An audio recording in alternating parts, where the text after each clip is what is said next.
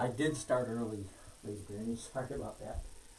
It is a reflection of my state of mind and my schedule today. I absolutely, absolutely must get going. All right. So here's the painting um, that I have to finish, as finished as it's going to be, and photograph within the next hour. Let me give you a better angle. Hang on. Some of you watched me, like Lady Granny. Let's get official. First of all, I do have my clapper. Daily ledger 818, finishing up odds and ends. Yahoo! I worked on this yesterday, ran out the door yesterday evening. This is the first time I got back to it. And that means pretty much everything on here is dry.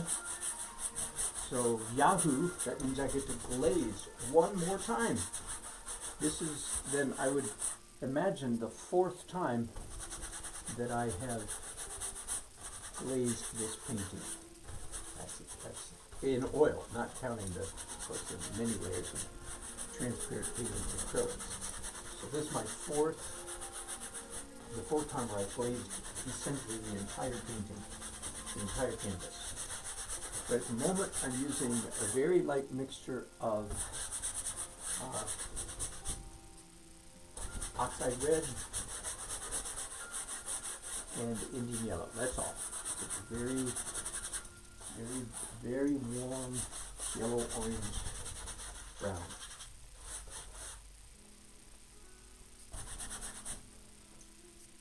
Looks better already. Now the question is, do I want to make the face, say, of this building, which is cool? Do I want to do warm on top of cool? Very often that's a very, very delightful effect. Wait. We're not doing sound here, are we? Hang on. Whoops. Okay, bear with me. I know you can hear me, but the sound is bad. Just a minute. Glad I caught that before we got there. Tell me how bad it was.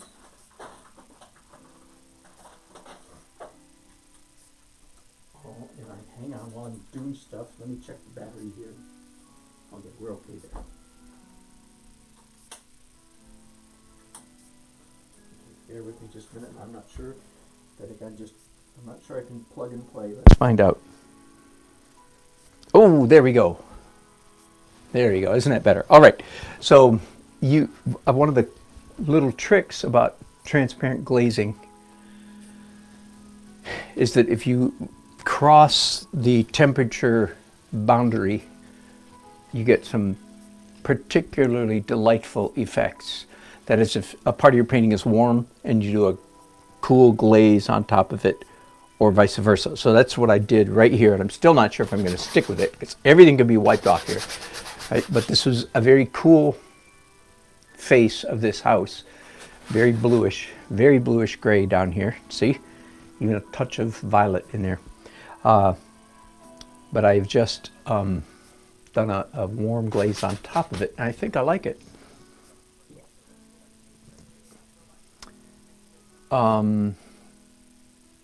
What else? Oh, and by the way, this is important technology, important technique. I am no longer glazing with liquid, my normal, because when you get this far down, so to speak, now I'm looking for my Neo McGilp. When you get this far down in the glazing, or up, up glaze number 4, oh my goodness. Did I take it downstairs accidentally? I might have done that. Nope, here it is. Whew. Okay. Uncle, I took yours downstairs if you're watching. Thank you. Okay, Neo McGilp, the most unfortunately named product in the entire art universe. If I had been there, the committee would not have approved. Anyway, for me, it's a slow dry medium. It's listed actually as a medium slow, or medium dry. It's not listed in the catalog as a slow dry medium, but for me, it's compared to mine. Okay, now I've got a tiny bit. I didn't clean my brushes, so they still had a little bit of that orange in them, but I've just picked up some permanent rose.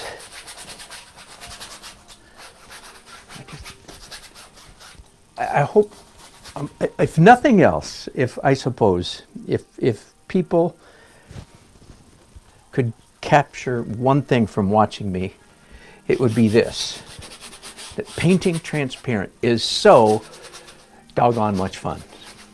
It is just fun. You're mixing right on the canvas. You're not mixing on a palette and then hoping you've got the right color. You're just mixing your colors right on the canvas, right before your eyes. And of course, it's imperative that everything is dry, right? You understand that, right? This painting is dry. Maybe not cured, but it's dry, so that if I do anything right now in this glaze process, if I do anything I don't like, no problem. I just wipe it off with a rag. And that happens quite... no, I paint with a rag frequently. Very rarely do I change my mind and say, ooh, no, I don't like that. It does happen, but not very often. All right, so, and again, now I've got a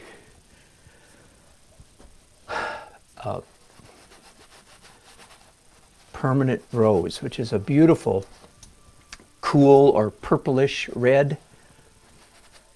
Cool and purplish are the same, are synonymous. I've got a cool purplish red, which is called permanent rose. And I think I have a fetish for using a cool red in a glaze. I mean, it just is magical. It just looks so good. I don't know how to explain it other than just say it. It looks so good. Okay, now I'm just about done with the permanent rose. I'm getting carried away here. I'm getting so excited about it. I'm talking to you guys about it. I'm probably overdoing it, but nah, not really. Okay, so I've glazed pretty much everything now except for the sky. And normally I would clean those brushes right now, but I don't have time for that right now, so I'm just throwing them on the floor. And now let's look at the sky. And I'm going to do a little bit of violet. Pretty typical for me. Sort of a real subtle vignetting.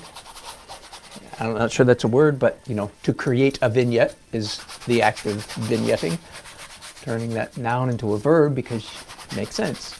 So just darkening the corner a little bit, and not just darkening, not killing it, but in fact, actually giving it a little bit more life by adding this fascinating violet, which is a cool blue, on top of what was, up until this moment, quite a warm blue.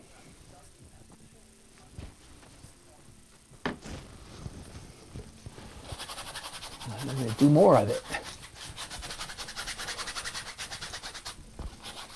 So this is just such a fun way to paint. It's just you know, so much of the delight that we humans get out of painting is color. It's just the pure sensory experience of color. And transparent colors are the most sensory stimulating. So just to be able to mix around the canvas, put on as much as little as I want, is so much fun. I don't believe I've ever, now it could happen someday, but I don't believe it's ever happened yet, that I've glazed a painting like this and then said, oh darn, I shouldn't have done that. It was better before. Of course, if I did say that, I would just pick up a rag and wipe it all off. But it's never happened. And I almost always get the feeling that I'm getting right now, which is, oh my goodness, this painting just got so much richer. Now, and please understand, it's not like I don't understand what's happening. It's not a mystery. I talk about it all the time.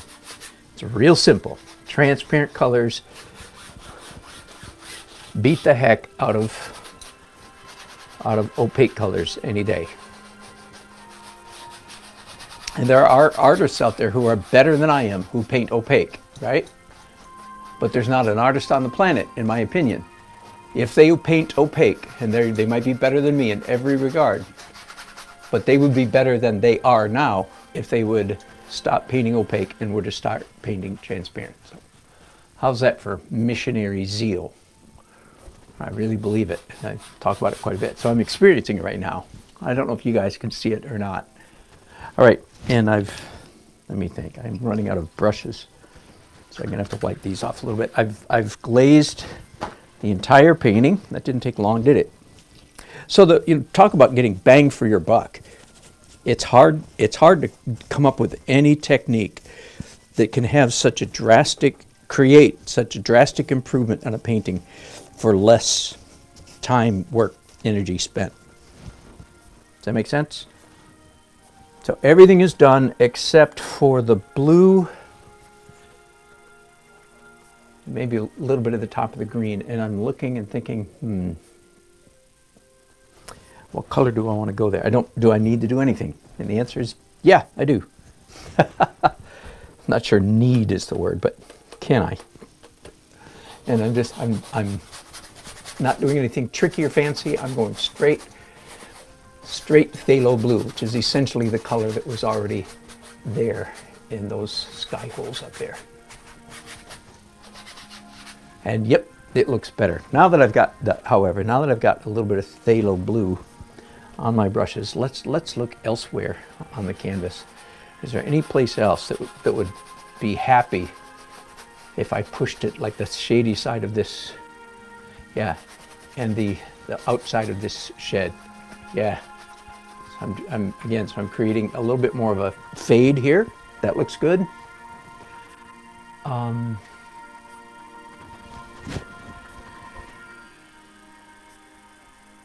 Anything else? Nothing comes to mind.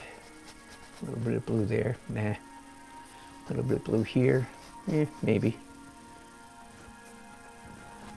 A little bit of blue way down here. Yeah. Oh yeah, that's good. Just made it a little darker at the bottom.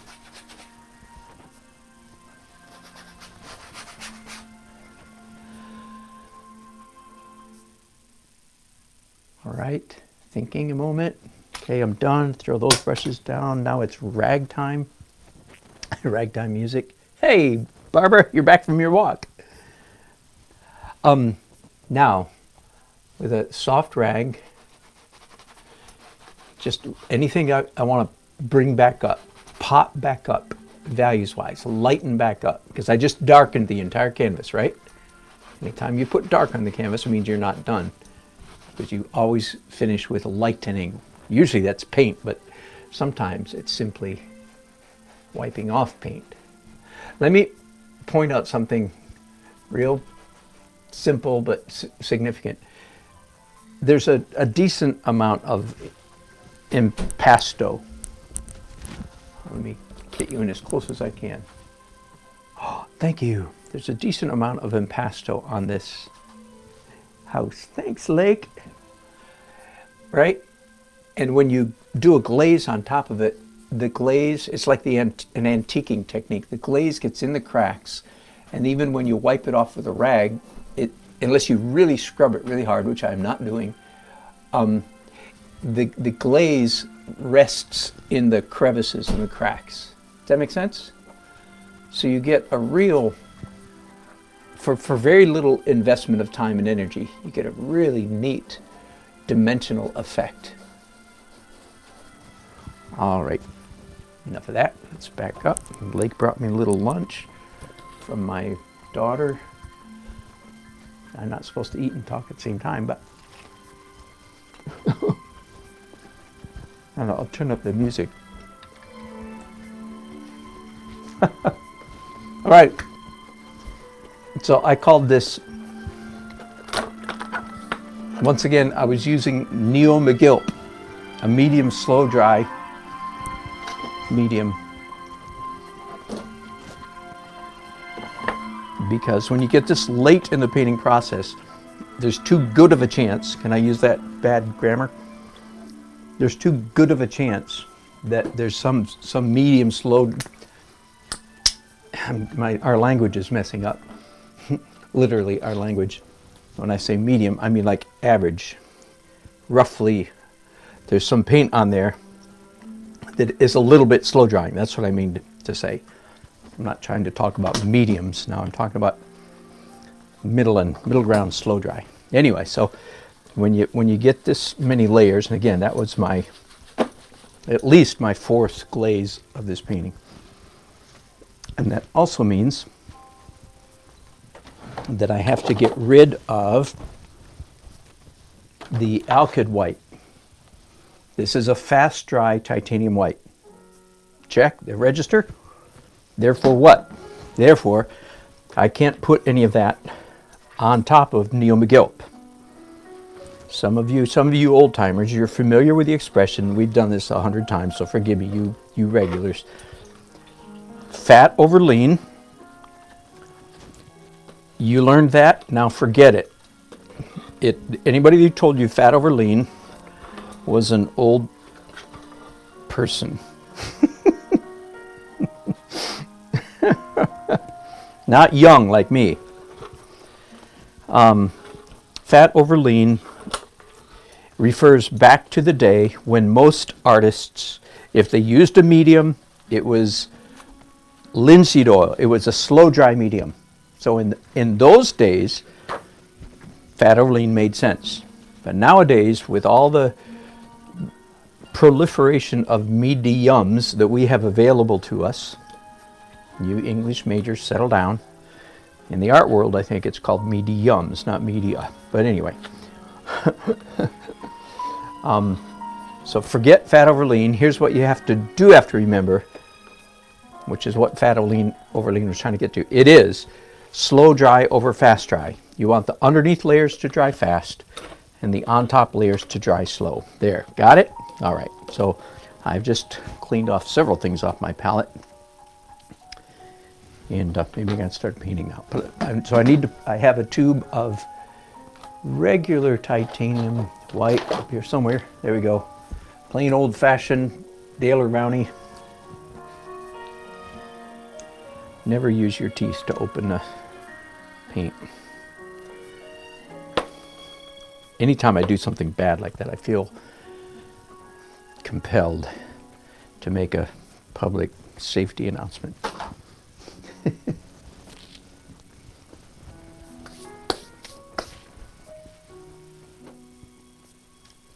So am I done? Well, I could be.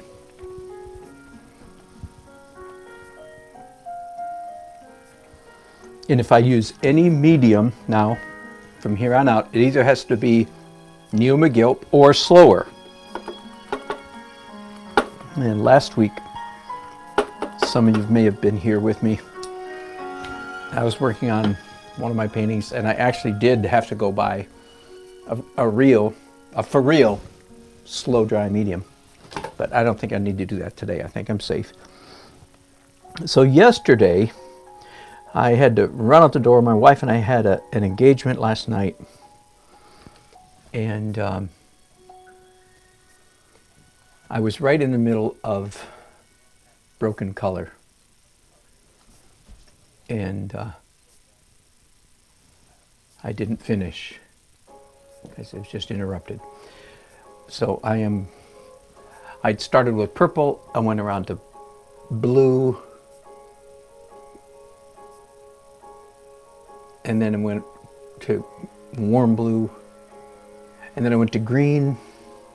Next up around the color wheel will be yellow, orange, brown, finally ending up with red. And I'm going to skip all the way to, because I'm not sure that I need any more broken color in this painting, except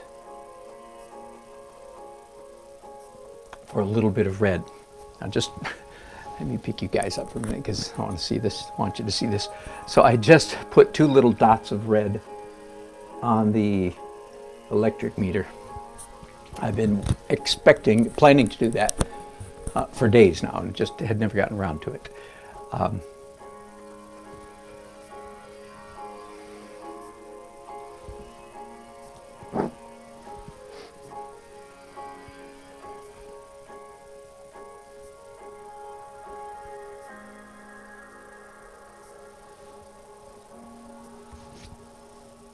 And for some reason, I just knew that I wanted to do some red in the broken color. And of course, again, my broken color now is not simply broken color. It's broken color plus pushed color. So for instance, this mark right here, because it's in an orange area. In fact, I'm not crazy about it. I'm not going to wipe it off. I'm going to wipe it around. There.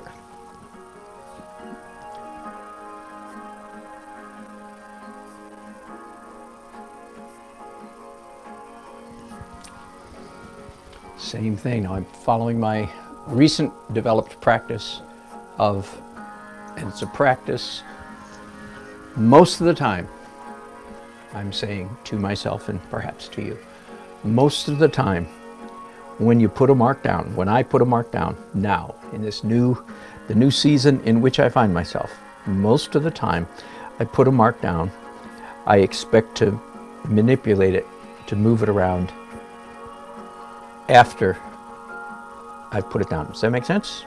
That's a new practice, one that I'm very happy with.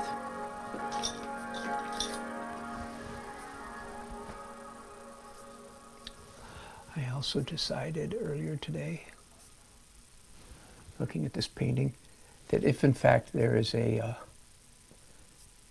red tin roof on this house, that I should have a little bit of it seen on the far side. So a little bit of palette knife. There we go. And then also, as you saw here a minute ago, a little bit along the ridge.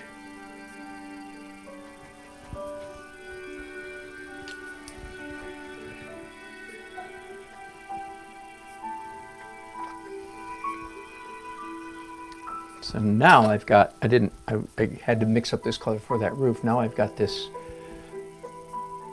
pretty bright salmon, yellow, red, orange, and white on my brushes.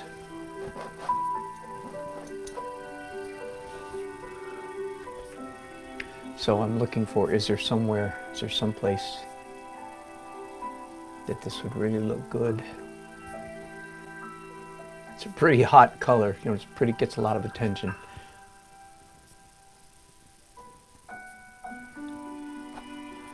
Put it down and then smudge it, smear it, scratch it. It's my typical practice. Now I'm not going to say I do that with every single stroke, but it's my go-to modus operandi. Okay, put it down, then move it. Not crazy about that mark. I'm going to move it around with a rag. There we go. Ooh, I just saw something I want to push. I want a little bit of light coming over the top of this house. The house is close to us, over the roof.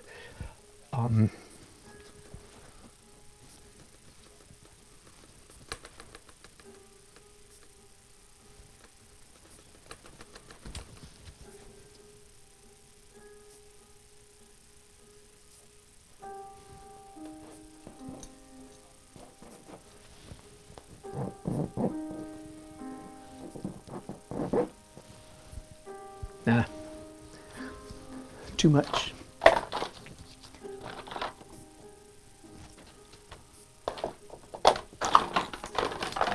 Looking for my lost shaker of salt. That is not how I intended to finish that sentence. Looking for my phthalo blue in my little bucket. Well, this is ridiculous. Come on. I'm not supposed to have have to waste time looking for colors. It's certainly what I am doing. Oh, there, the label came off it. This is one of my complaints. The paint companies, you want to know something to complain about? A lot of you guys do this. I guess some people are such neatniks in their painting world that, I don't know, that never happens, but whew, it sure happens in my world. All right, forgive me for that little outburst. Now back to just a little bit of green highlighting the top of this house a little bit. Once again, a little bit more than I wanted. So, do you understand when you do something that's too much, you don't attack it with an anger like, oh, that was so stupid, I'm gonna blah blah. Like, I know what some of you guys do. No. You just say, okay, here's an opportunity to continue painting, continue the creative process by deciding what to do with that mark. And obliterating it from the face of the earth is not normally a good creative choice. And far too often, painters do that because they're really angry with themselves. That anger with yourself thing's not a good way to paint. Nah, just flush it down. Let it go. Stop that. Just stop being angry with yourself. Everything you're experiencing, everybody else has experienced. There. Sermon number whatever. That wasn't a rant, that was a sermon.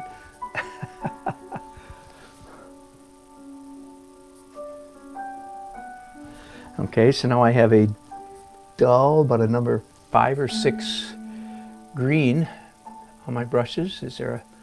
I'm thinking broken color now, or pushed color, either one.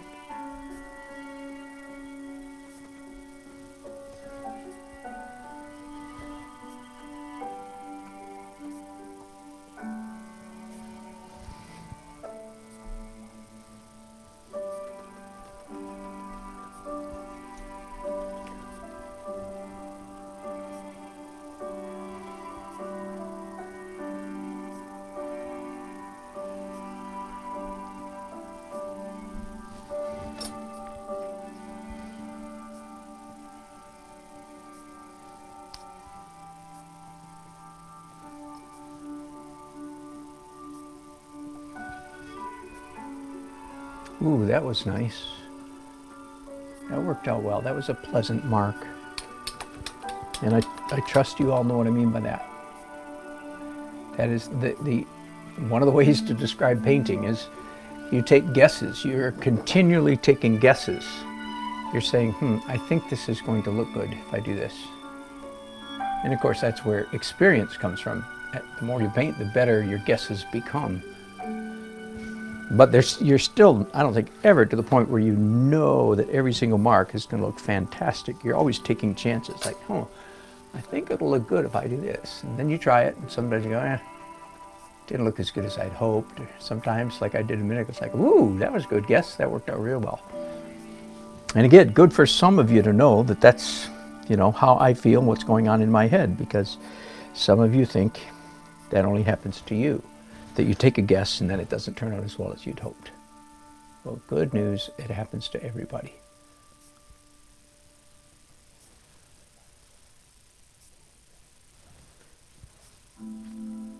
Okay, I need to finish quickly here. I'm glad I did that. Oh, it's a little bit too much. Here we go.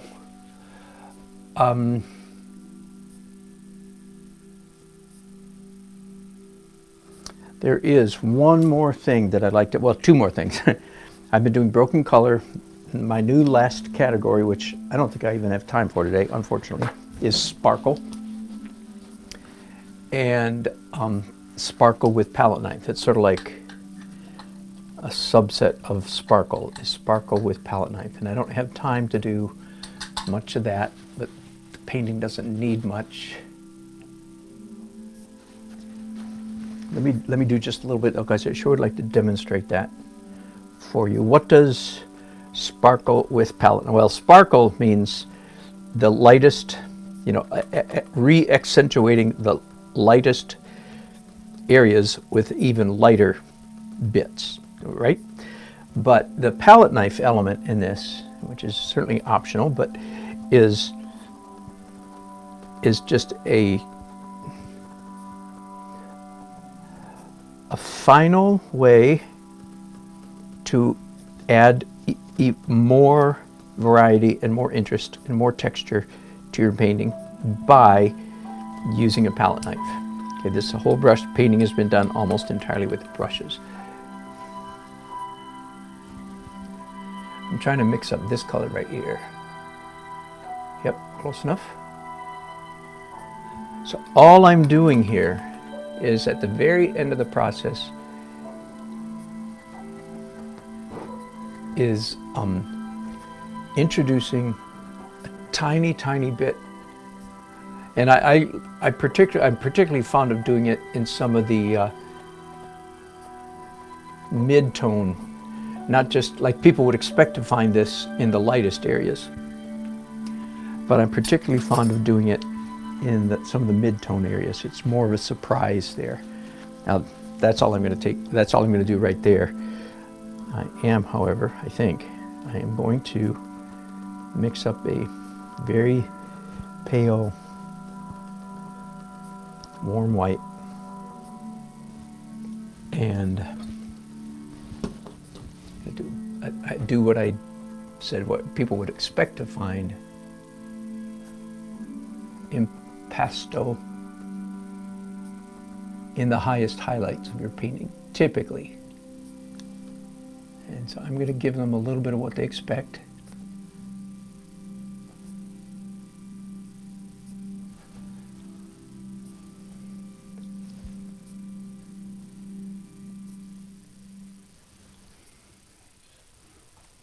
Whoops, I almost missed you there, didn't I? Sorry about that.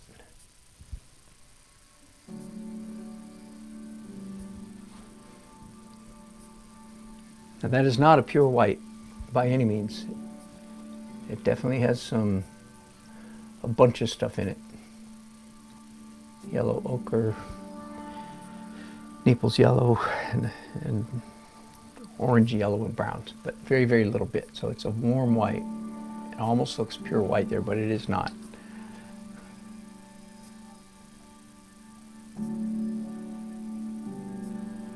Now let me step back and see if I really like that. Yeah, I do. But having done it there, it now begs to be done just a little bit somewhere else on this face, on the face of this house.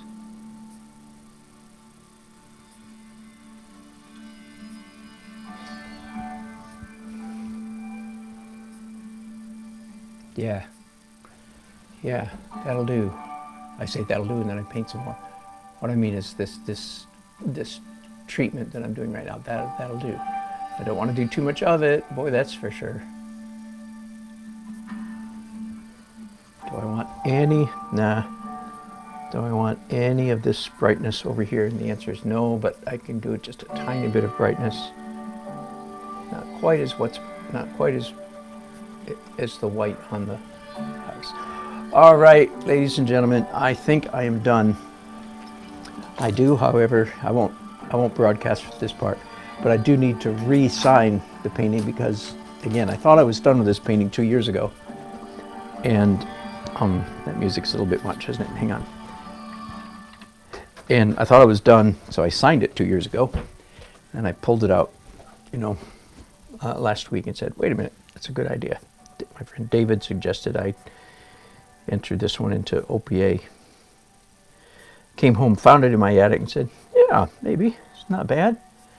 Not bad. And as someone suggested the other day, I sincerely hope that I can find a photograph of it in its previous condition. That would be very interesting to me. So I've done at least 3 glazes on top of this signature, the old signature from 2 years ago. So it's gotten just I don't mind sometimes maybe 1 glaze, but no, this looked like it you know, it looked like it had been worked over, because indeed it had. So this makes it look like I actually signed it last, which is how I want it to look. And I said, oh, sorry.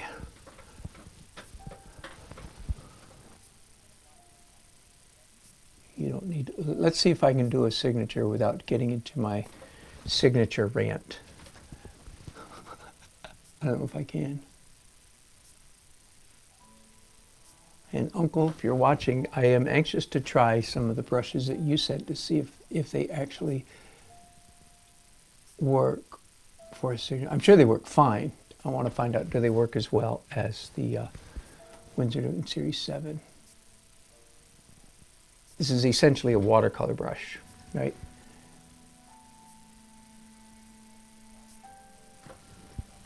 I will avoid giving you my speech about signatures. I will, however, say that the overarching principle is you want your signature to be legible. It's your calling card. I think it's the most important single marketing tool you have is your signature. All right, for some reason there's a dark bit of something there that I don't like. Look at this. I'm painting with my signature brush. That's a little bit much. There we go. Whew. All right, now it's time to go downstairs to the garage and photograph. I've shown you guys in the past how to photograph, how I photograph paintings. It's been quite the long journey discovering how to get it done, but I don't have time today to do that. So I'm just going to, you'd have to trust me. Hopefully this will show up on our community feed very soon. There's my finished painting. I am happy with how it looks at the moment, happy with the changes I made in the last 30 or 40 minutes. And if I get to broadcast again later today, I will. Thanks for watching. Bye-bye.